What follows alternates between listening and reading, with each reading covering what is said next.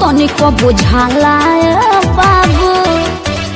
ऊंच नीच भइल नहीं चढ़ल बानी दुताला